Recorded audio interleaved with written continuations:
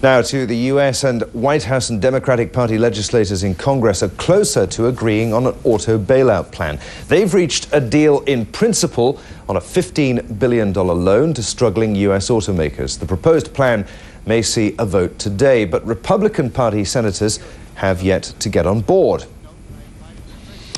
Also, there does now seem to be a consensus that US automakers do need a multi-billion-dollar lifeline, but opinion is still divided over some underlying issues. Now, Dana Bash tells us the sticking points that may still stall the deal. Congressional Democratic aides and White House staff are hunkered down nearly around the clock, urgently trying to work out differences over a $15 billion short-term loan to bail out the auto industry. There do not appear to me to be differences in principle of sufficient nature to blow this thing up. There are some differences, understandable among people who are committed to the principle, but how you get it done. There is broad agreement that the government, led by a so-called car czar, will force a massive overhaul in Detroit in exchange for taxpayer money. But there are sticking points. This proposal does not go nearly far enough. It holds neither management nor labor truly accountable. Republicans say they're concerned the car czar doesn't have enough authority under the Democrats' plan to ensure the big three can become viable long term. Also, the Democrats' proposal allows the czar to revoke government loans if auto companies can't prove they will be profitable. Republicans want that to be a requirement. By giving the government the option of canceling government assistance in the event that reforms are not achieved rather than requiring it, we open the door to unlimited federal subsidies in the future. Democratic leaders who have long tussled with the auto industry over improving environmental standards insist they're just as interested as Republicans in forcing strict reform in Detroit. We're not going to be engaged in corporate welfare so that they cannot succeed. That was Dana Bash reporting. To tell us more about the Big Three bailout now, Gareth Leather joins us, an automotive analyst for the Economist Intelligence Unit. Gareth, thanks for being with us. What do you make of the issues raised in Dana's piece there? This seems to be taking forever to get this deal through. And how can a car czar have any more success overseeing the industry when the Big Three CEOs themselves can't run it efficiently?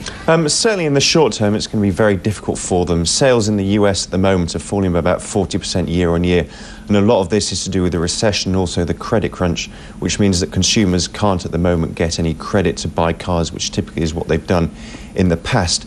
So it's going to be very difficult for them. What will probably happen is you'll see a big consolidation, so that the Big Three will probably turn into the Big Two.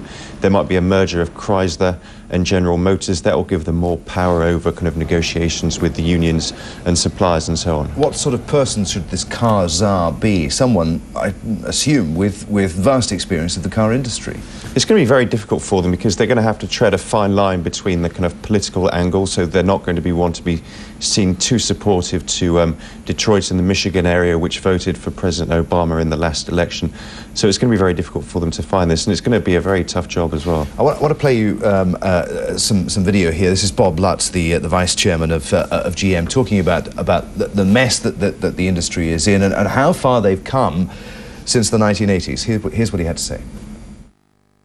I think people were expecting this sort of message, and I think what we're trying to do with an ad like that is live down this legacy of the 80s. Everybody agrees that American cars of the 80s were not very good and were not competitive with the Japanese, but that was a long time ago. We've now equaled the Japanese in productivity. We've equaled in quality. Is that the case, do you think? Do you think that people's perception of the car industry in the US is 20 years out of date?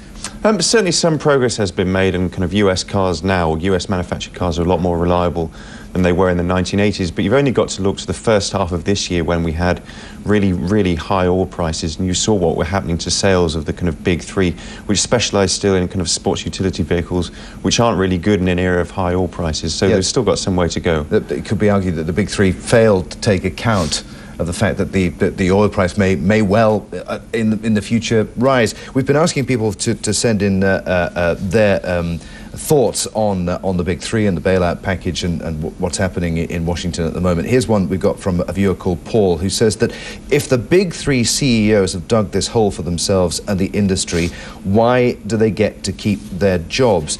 I mean, do you think heads will roll? It's quite possible that heads will roll, certainly at General Motors, where the top boss there is under a lot of pressure. But I think the point is that the US economy is pretty much on its knees at the moment, that they can't really afford to let, kind of the big three go. That would add to kind of unemployment by about 3 million. So there really is a kind of urgency to get this package through. And whether it means keeping these bosses or not, I think somewhat at the moment is beside the point, because really they need to kind of get on with getting this bailout package through.